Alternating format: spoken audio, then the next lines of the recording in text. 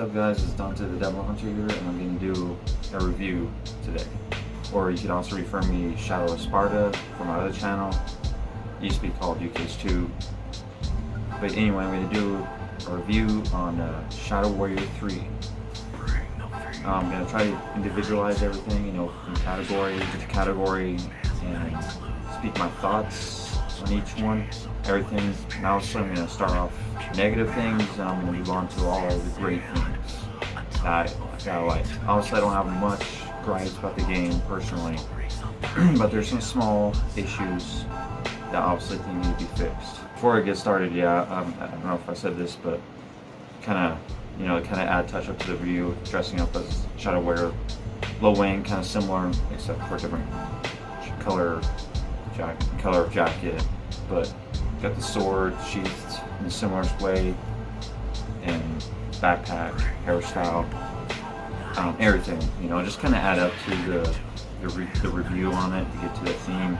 And plus, I like the character Low Wing. You know, I kind of feel like I relate to him, personality and everything, so it kind of makes sense. So let's get to the bread and butter to this. Let's start with the negative things, and I get to all the great things. Like I said, I don't have much to gripe about this game. Mostly it's just, you know, small issues. The issues I have with it is there's some glitches, some bugs, but nothing too game breaking, but sometimes it kind of messes up with the flow of the game and what it's trying to do. And they even had, I think, one glitch that actually happened that I actually lost a save file somehow. And I had to restart everything over from fresh, but it didn't bother me too much because the game's not too lengthy, so it wouldn't even take me that long to get back to that point anyway. So that part didn't really bother me, but it still was a little annoyed and a bit inconvenient. And another thing that kind of is a bit glitchy is the transition from the gameplay to the cutscenes. It's not too terribly bad, but you know, you'd be raw running in it, and when it gets to the cutscene, it kind of, you can tell there's like a little bit of a bad transition, lag to whatever. And I feel like that needs to be worked with. And obviously this is understandable because this is the first time they actually implemented cutscenes like this, like at a cinematic level. Before it was just like a first-person shooter cutscene thing where you just kind of first-person mode or whatever, and that's about it. There's no like cutscene thing. So it's kind of understandable there. So I got to cut some slack with that. But it'd be nice to see that being fixed, to add more to fix that, so that way it doesn't feel like it's taken away from anything, if that makes any sense. The cutscenes are fine. I actually like the cutscene idea. You know, adds more to it, if that makes any sense. Especially when it's an action comedy, basically, how I think of it. So that's that. And another issue is that the game is a little too short, just a little bit. Not too terribly short, but still too short. So I think it could definitely benefit with some DLC expansions, you know, stories, whatever, to kind of help with that. But before we do anything with the story, obviously fix whatever bugs and whatever stuff that it has first before moving to like DLC content and whatnot. There's not a whole lot. I mean, there's not a bunch of glitches, and with it being a shorter game, that's actually a good thing. So it'd be easier and probably not as much breaking bugs as probably some bigger open world type games or whatever. It's probably like something every second, or there's always something going on that's glitchy or whatever in some form, and if it isn't game breaking. I mean, he even had a few glitches in Shadow Warrior 3. There's actually some that was not bad convenience, but some of them were just funny. Like there's this one glitch I had, I actually recorded it, where this enemy got stuck on the ground, like got stuck like in the ground, like just in the ground, just running like non-stop. And it was kind of funny, but it's like, okay, I'm just gonna shoot you now. But yeah, that's pretty much the only gripes that I can think of. You know, nothing major, just small, just basically maintenance stuff, or like the stuff they need to work on gameplay wise. That's basically about it. I don't have gripes with the story or the characters or anything like that. I think all that's fine. You know, so personally, I know some people complain about Low Wing, you know, saying he's annoying or anything like that. I personally disagree. You know, I personally like the character Low Wing. I like, you know, he has funny jokes. I think he's more funnier in the first game than he was You know, in the third game though, he was pretty funny in the third game. I mean, I ain't gonna lie. Anyway, now we got the gripes out of the way. Let's talk about the positives and kind of go to the category to category thing. Anyway, let's start with the weapons. The weapons actually are not huge loadout, but you know, you actually have a pretty decent loadout. And all of them have like a unique, cool design to them and actually have some certain uses. It gives you a reason to use these for certain situations. Like you got the shotgun, which actually looks more cooler this time around. Like I remember the shotgun in the first game didn't really look all that great, but still did the job. You know, even Lo Wang from the first game was like, okay, this is the ugliest shotgun ever of all time. You know, it's kind of even the character is like Lo Wang's like self-aware of this design choice, whatever. There's definitely some fourth wall breaking, you know, here and there. But yeah, also I'm not going to try to spoil too much because, you know, just in case if you haven't played the third game or the first game or whatever like that, if you're going to play this game, you don't have to play the past games in order to understand the story, but because especially when Lo Wang in the beginning kind of sums up things in his own way, but it would help to play the first game. I'm not sure about the second game, but the first one, I would say I would recommend playing the first game to understand what's going on and understand the theme and understand the story and the lore and on everything. Basically understanding it more. But you don't have to, you know, just the way it is, you don't have to, and that's a good thing. But I would still recommend it, especially when Shadow Warrior is an underrated first-person shooter game. Not a whole lot of people know it, but it has its fair share of fans, with me included. I haven't played the second one yet, but definitely plan to. But I played and finished the first one a few times, and I'm on my third playthrough, I think, on this one. That's if you're kind of counting that one time where I had to start all over, I guess. Because I had to start all over when I was almost by the end of the game. But yeah, anyway, let's get back to the weapons. They're pretty good, pretty solid. They have their own uses for certain enemies or certain situations, and especially with the quick switching and like the abilities and the upgrades and everything, it just works perfectly. Guns, the weapons are very well designed, and I definitely love the design of the sword. In fact, that's actually one of the reasons why I got this sword, because it definitely looks very similar to the sword, just not exact. And I'm hoping to maybe one day maybe see if I can create or see if I can have someone create like a replica of the sword, because I love that sword. Like it just looks badass in my opinion. The swords, like your elemental damage, like your lightning, ice, and fire, each having their own uses. Like the ice frees up the enemy, which I use a lot. It helps a lot. And then you got the electricity, which shocks the enemies, and you got the fire that explodes the enemies or whatever.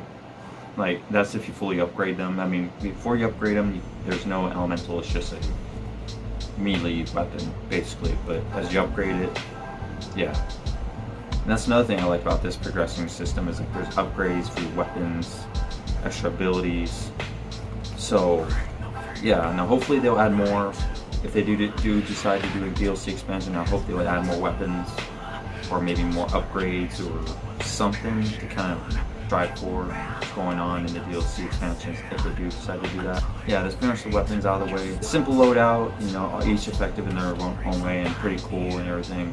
I use the shotgun a lot myself, along with the basilisk, which is the beam rifle, that pulse rifle thing with the dragon on it.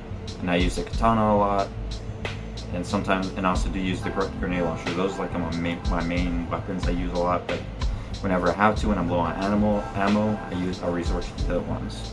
And I use the sword thing to gain the ammo. But basically the sword, when you get it upgraded, get some of the upgrades so you can actually regain ammo when you're slicing enemies and whatnot, which I would definitely recommend you doing, because you can run ammo fast in this game, especially if you're not careful and resourceful and everything like that.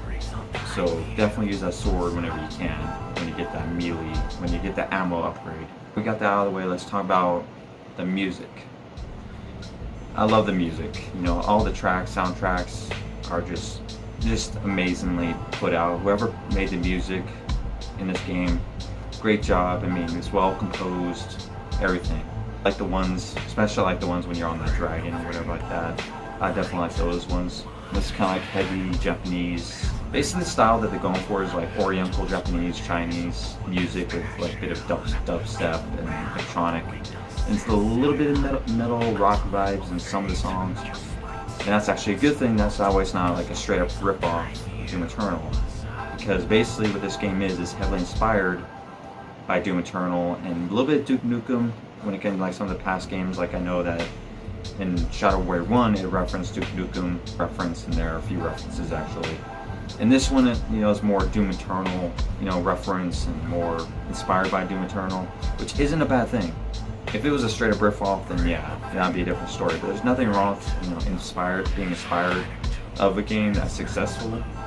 Basically took what made Doom Eternal so successful, turning it to its own thing.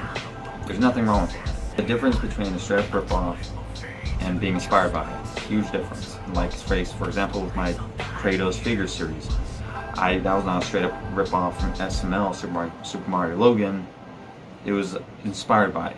It's that's the reason why that the Kratos figure series pretty much existed and went forward, because it was inspired by SML. I was inspired by SML by making that figure series. It's kind of like the same thing here. There's nothing wrong with it. It basically took what made Doom Eternal successful and made it to its own thing and improved and added some new things with it. There's nothing wrong with that, as long as it's straight up rip off or anything like that. But yeah, the music, definitely great. I like it personally. It's well composed. And I hope that they will try to add more tracks if they decide to do expand on the game with DLCs. It's an awesome track. I actually have those song soundtracks on my phone to listen to it. It's that good. Before we move on to the next thing, I'm gonna put out one of these songs right here, just for you to listen to yourself, regardless whether you played it or not. See what you think, kind of give it a bit, and when you listen to it, you come back and continue on.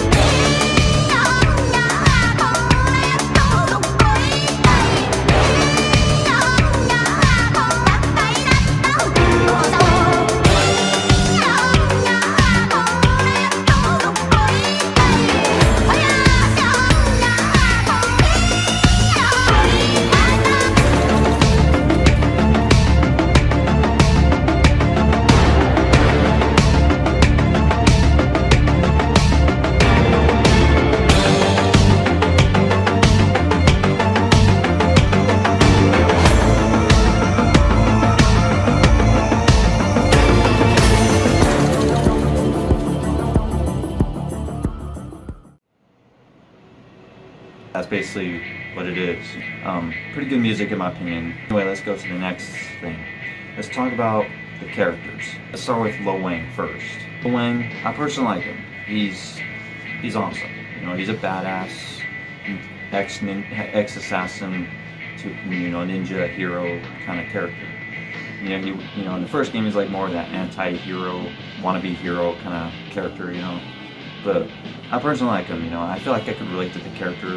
And like me and my friend, he would, watch. He played Shadow Warrior 3, and we both get into the moment, and we would be talking. And it's like, he'd be like Doomslayer, I'd be like Lil Wayne, because that's basically how it is. Like he's a lot like Doomslayer when it comes to like personality and style and all that sort of stuff, and I'm like Lil Wayne when it comes to first-person shooter characters, especially the caliber. I'm like Lil Wayne, I'm dorky sometimes, smart-ass remarks, and all that shit like that, And actually, now I think about it, they're actually not too dissimilar when it comes to abilities. So if you look at the gameplay aspect, Lo Wang's actually capable of the same things as Doomslayer.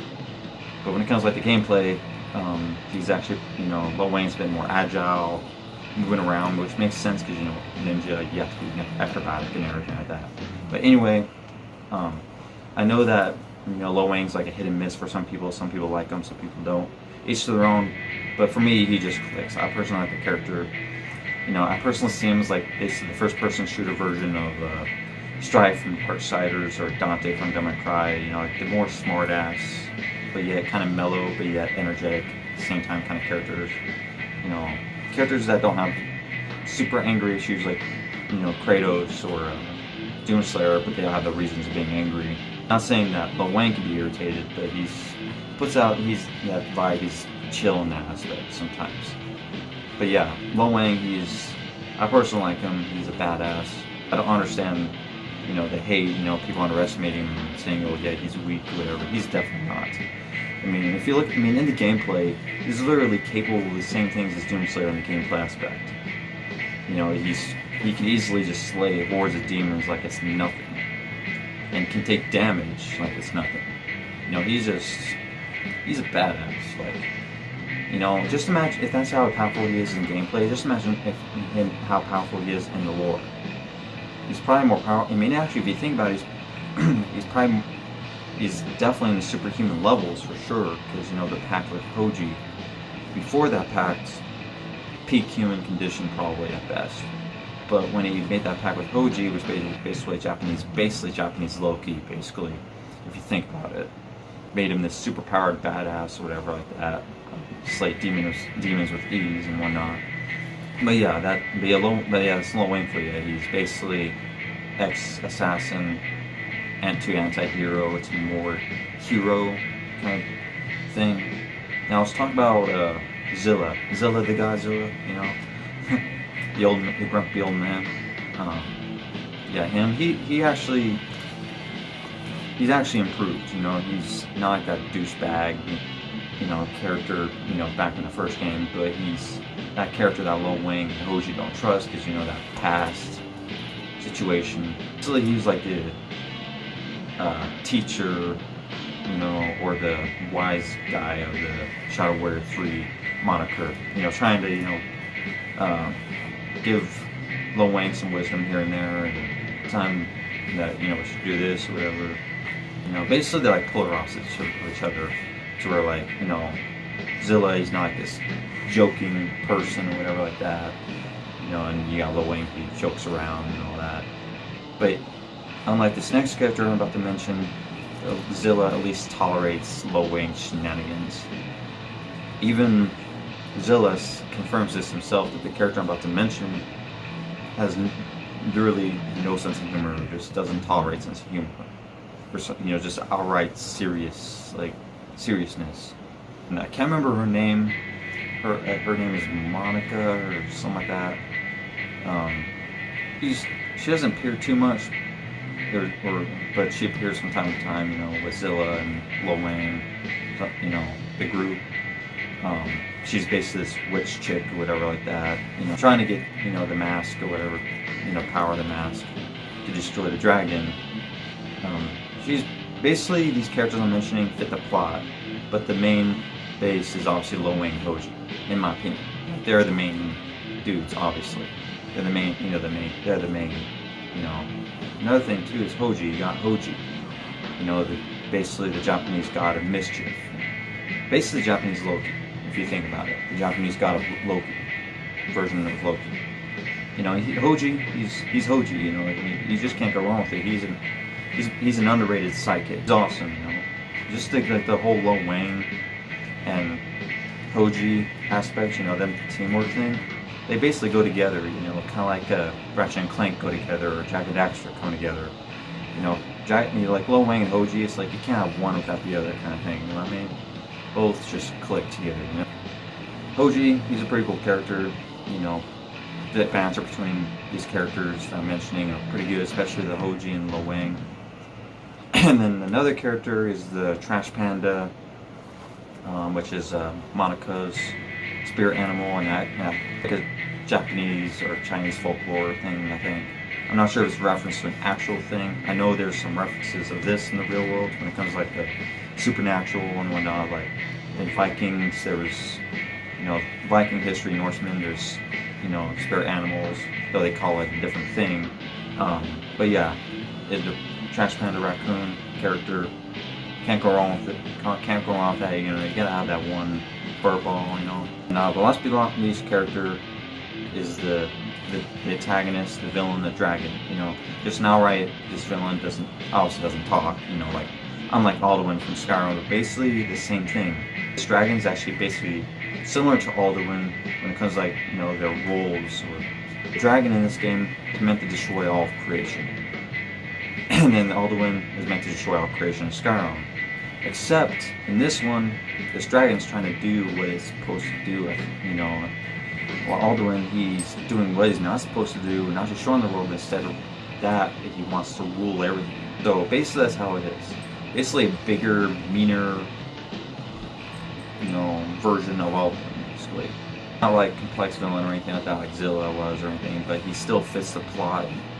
A scary ass dragon or whatever. Even to where even Lo Wang struggled to fight him in the beginning and eventually defeated him in the end.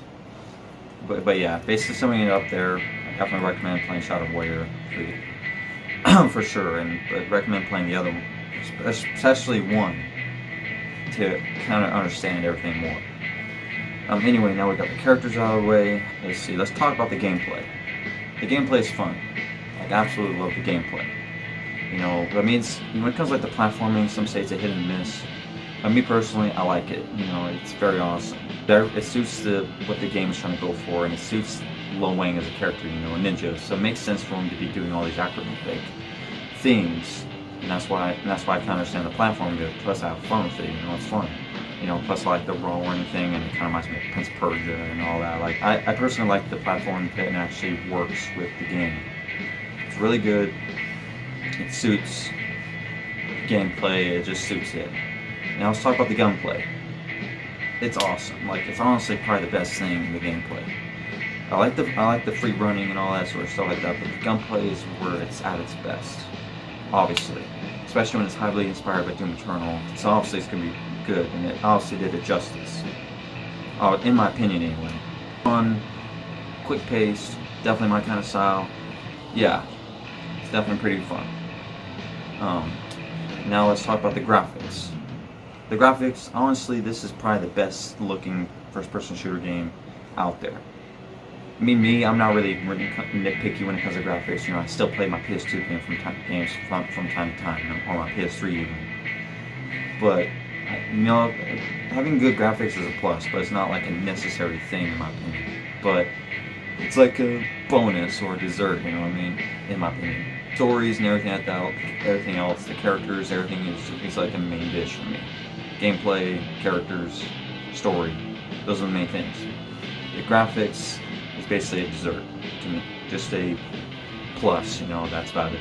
I do get, and to some degree it's a must, but it's not like a necessary thing. It's like honestly probably the best looking first person shooter out there as of right now that I know of, and I play on the PS4. And games in general, it's probably definitely, when it comes to like video games in general, not just first person shooters, it's actually one of the best looking games out there in recent times, in my opinion. Great art style, great, just great. It just looks amazing. I even did some ambient videos on my Shadow Sparta channel, and now my main lines right now is doing ambient stuff there. Now let's talk about the story. Another thing about the story, obviously it's a hit and miss for some people. I personally like it. Like I said, this game, it seems like it's striving for it to be a comedy action, or action comedy. It's like a mixture of action and comedy. That's how I see it was trying to go for, and it works, especially when it's basically the same thing with the first game. Where it's just like comedy, action, and there's like this deep story, except the first game is a bit more deeper than this one. The story in this game works, but it's not as deep. But it's more deeper than it appears to be, because all the humor and everything, it's obviously hard to see everything else outside of that. But the story, it's easier to understand, it's easy, to go. It's like, okay, there's this bad dragon, we need to stop it, whatever. There's this typical banter and back and forth and arguments with the characters and cast and everything like that. It's not a bad story. It's simple, but it's good, in my opinion. But I feel like they could have added more, if that makes any sense. They added more bosses. That's actually another thing I actually forgot to mention. That was a downside. They didn't have much bosses. Not enough bosses. They definitely should have added more. They had a good amount of variety of enemies, but they didn't have a good amount of bosses. I don't know if they just didn't have time, or just whatever, bosses just didn't fit the flow of the game, like the areas, like the platforming and everything. I don't know if they would have fit in like a lot of bosses between that times, because it's like a platform, it's like a first-person shooter, you know, kind of thing. So I don't know. Hopefully we'll probably get more bosses if they do decide to do DLC and everything else. And another downside I actually forgot to mention is they need to add Game Plus mode. That's another thing that I forgot to mention. Sorry about that. The story basically works. And even though it's short, it still works, in my opinion. It's not like super complex like the first one. Like the first one actually makes you kind of think a little bit. This one is just like an action comedy meant to entertain and be fun. That's how I see it, while having a decent story behind it and characters. And I think that's another reason why I didn't have like a whole huge cast of characters, because like with a small game like Shadow Warrior 3, it's actually smart to actually keep it a small cast, because if they added these characters, you know, if they have Zilla, and then you have Lo Wang, and then Monaco, and then the dragon, which by the way is basically just a killing machine. So it barely has any personality other than chaos. It has all these characters, and having in a short span game like that, there's definitely not a whole lot of room to have a bunch of characters coming in and try to learn more about them. So it's kind of best to kind of have some of the characters you already know, while maybe adding one or two new ones. So it kind of makes sense where they would not overload it with characters, because in the span of it, you won't have enough time to learn about the new characters, while also some of the OG ones, such as Lo Wang, Zilla, and Hoji and whatnot, though they would be new to you if you haven't played the Shadow Warrior series. Anyway, now to sum it up, let's rate it. In my opinion, 10 out of 10. In fact, I would actually give it more if I could. I'd like a 1,000 out of 10 or something like that. You know, it was that good. Honestly, I say that in my opinion, I say this is the best first-person shooter that resonates with me. Like Doom Eternal, you know, I liked it, but it's not necessarily my style. No offense. But in Shadow Warrior 3, you know, I found something that resonates with me, especially with the character, Lo Wang. You know, I felt to relate to the character with personality and style. You know, the style is more my style. Doom Eternal is more like my friend's style, you know, who's into similar interests, and sometimes you see him in some videos. We actually were talking about doing this review together, but probably better to do it by myself anyway, because I know more about this series than he does.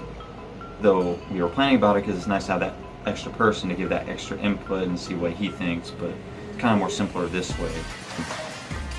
Kind of watch it together later anyway. But yeah, 10 out of 10 in my opinion. Definitely a must play if you're into first-person shooters, and especially if you're a fan of Doom. I think you would like this. And mind you, this is not a straight-up rip-off. It's just inspired by it. It's an amazing game.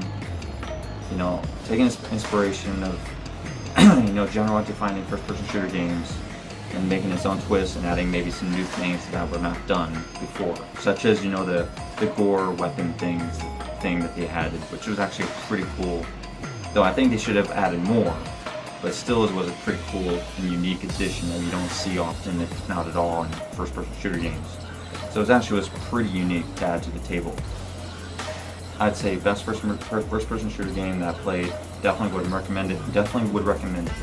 It definitely deserves more attention than it gets. You know, it's definitely underrated, especially compared to like the likes of Halo and Doom Eternal and stuff like that. Definitely must buy. But yeah, I guess that'll be about it. All about showing the demons the Wang. You know, you get the idea. You know, sometimes you gotta let the Wang do the talking. Yeah. I'm basically like Halloween there. I kind of put up these random quirks or these random lines or whatever. I don't know. But you know, you get the idea. Actually, speaking of which, that's actually how I kind of got inspired to change my last, changing my other YouTube name, where it used to be UKH2, it's now Shadow Sparta, which is basically a mixture of Shadow Warrior, you know, like Shadow, and of Sparta referencing Alexios, Greece, Kratos, you know, the stuff I like about the Greek stuff, and especially with me being an Alexios fan, and like Spartan, and all that sort of stuff like that. But yeah, anyway, that's just the end of the video. Hopefully you enjoyed it. You know, if you liked it, please like this video, and if you're new, please subscribe. That'd be awesome. And now, this is Dante Devil Hunter signing out, and about to kill him with this Sparta ring, or I don't know, or the Wang hunt, the Wang demon. I don't know. Never mind. Anyway, let's rock, baby.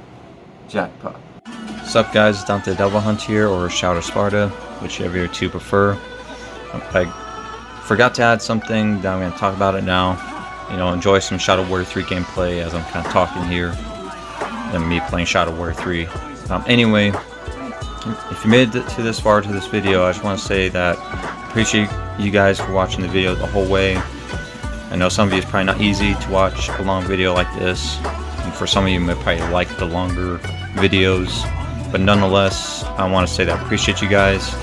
This is not the thing I said that I forgot to mention, but the thing I forgot to mention is with the fact that Shadow Warrior is a underrated series, at least in comparison to Doom and Halo and all that sort of stuff. It's very underrated, and it definitely deserves the attention it, you know, gets, or should get. And if you like first-person shooters or like Doom, I would highly recommend you trying this series or getting this series a go. But to kind of get into the vibe, I would highly recommend you starting with 1, 2, and 3. And regardless what some of you guys may think of Shadow Warrior 3, like the short story and like the cutscene things, some people don't agree with them adding cutscenes. I personally think it's a nice little touch, but definitely need some fixes, like I've been saying. But regardless, though, I could tell that the team who worked on the Shadow Warrior series and Shadow Warrior 3 put a lot of heart into it, and I think it deserves more credit. You know, granted, there's some things that definitely need some improvement on. I ain't gonna deny that, but I could tell they put their heart into it. I finished it, like, as of recording of this video, I finished it like over 4 times already.